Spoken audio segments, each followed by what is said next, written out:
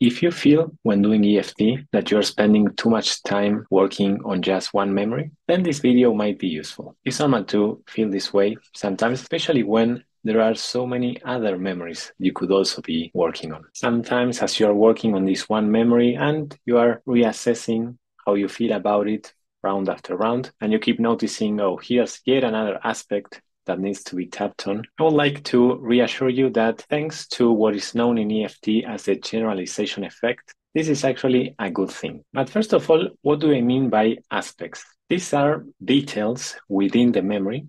For example, sensory details, things that you saw, you heard, you smelled, you touched, you sensed, or even thoughts that you had. So when it comes to the sensory details, it could be something like remembering the other person's tone of voice, the other person's facial expression, or an actual phrase they said that hurt you in some way. These are all the kinds of aspects that might have an emotional charge when thinking about them now. We could say that all these aspects are triggers within the memory in the sense that they evoke or generate an unpleasant emotional charge when you place your attention on them. And this unpleasant emotional charge is precisely what EFT can help you diminish or release so that your nervous system doesn't feel so threatened by these details, aspects, or triggers. So the generalization effect in EFT means that when you are thorough addressing each and every aspect within a memory, chances are you're going to experience a similar sense of relief in other similar memories as well. This is because many of your memories or even future anticipated situations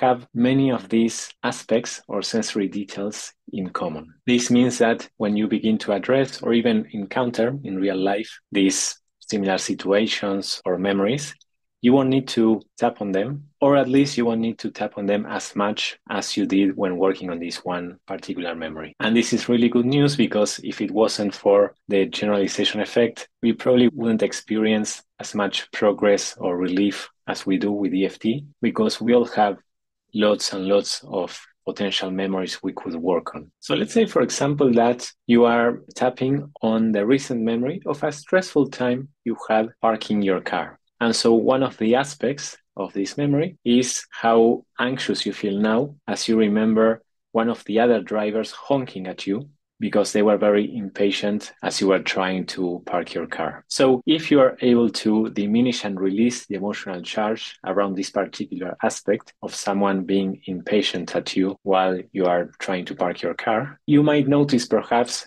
that this relaxation response, no longer being so triggered by this aspect, maybe generalizes over other areas of your life. So perhaps you might notice when being at work that when one of your coworkers is impatient at you, you no longer feel so triggered or so anxious by that. So this is why I say if you notice that a memory you are working on has many, many aspects to be tapped on, take heart knowing that the more aspects it has and the more time you spend on this one memory, the higher the chance that any relief you experience with this one memory is probably going to generalize over other memories and other areas of your life as well. So we can never anticipate exactly when the generalization effect is going to take place or to what degree. But the more we persist applying EFT on the different memories and aspects and triggers within those memories, the higher the chance that eventually the generalization effect is going to take place and we're going to enjoy that sense of relief and progress in other